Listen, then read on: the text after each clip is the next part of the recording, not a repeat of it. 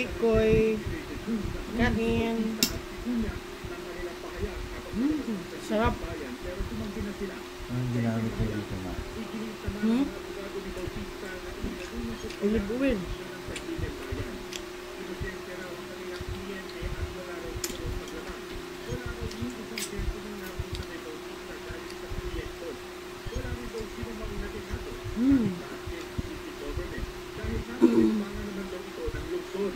Naghahanda na raw silang iapila ang desisyon.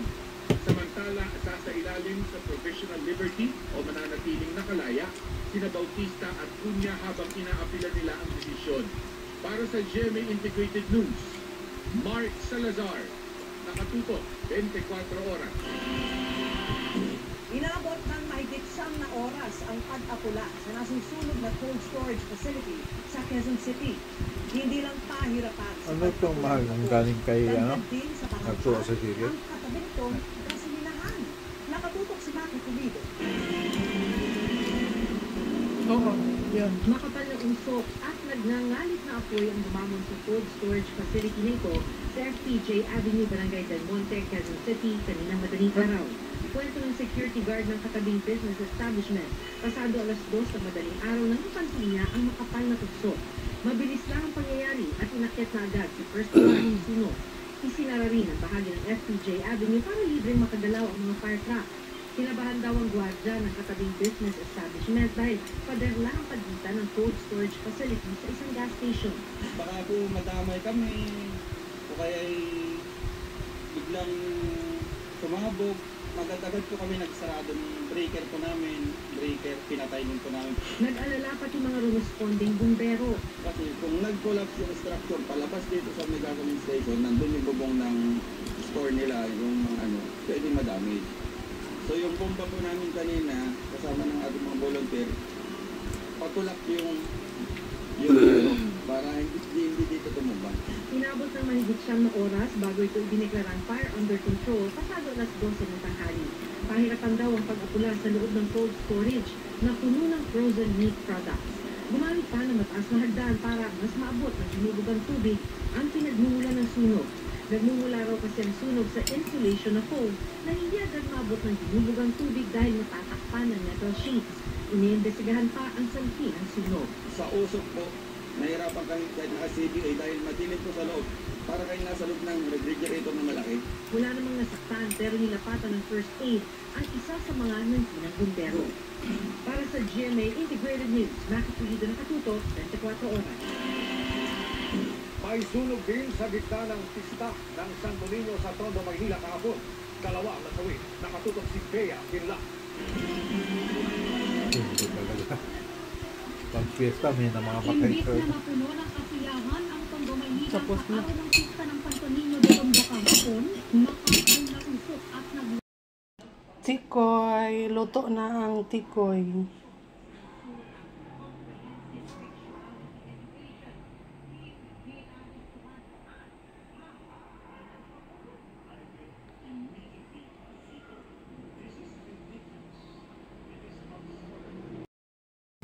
I cook tikoy.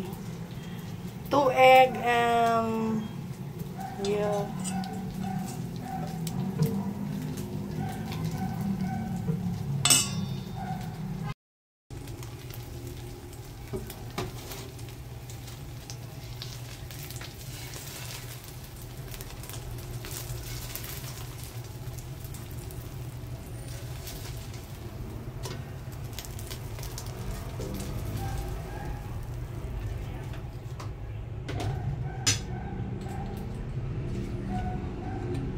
Olive oil,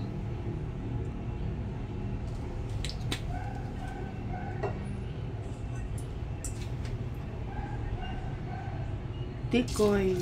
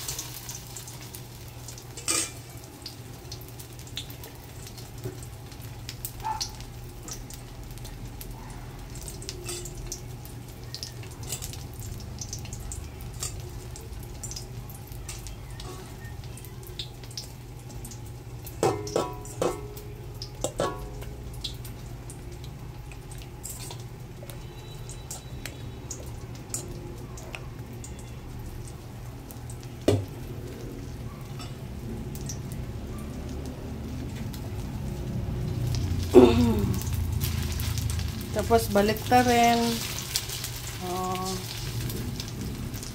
Simple, simple.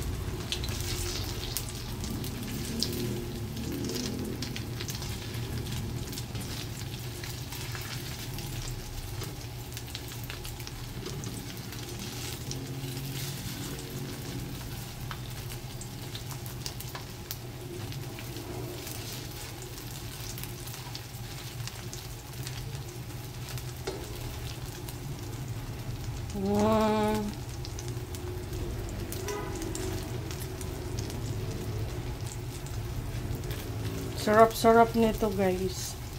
Yummy, yummy, tikoy.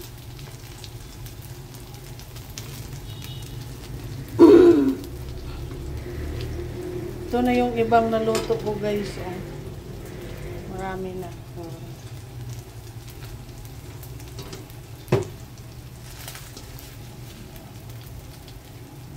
Ito na.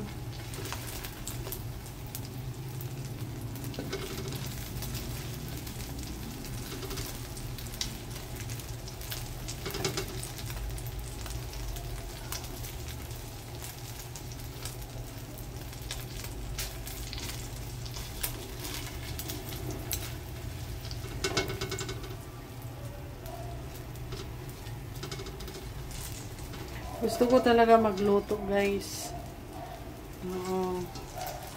Kasi alam ko, healthy ang niluluto ko.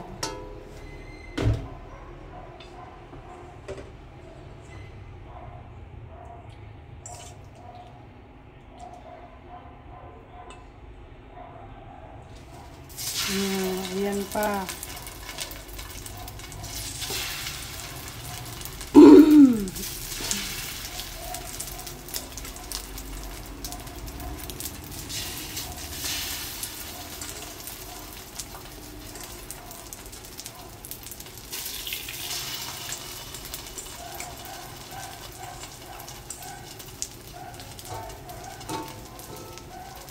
Gusto ko talaga magluto ng sarili, guys, kasi alam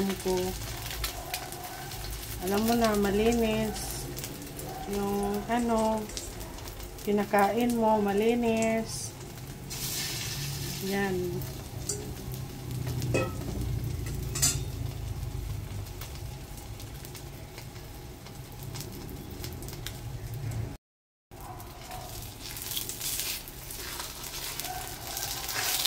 Oh, ka-over na. Pero okay lang yan. Sarap pa rin yan siya.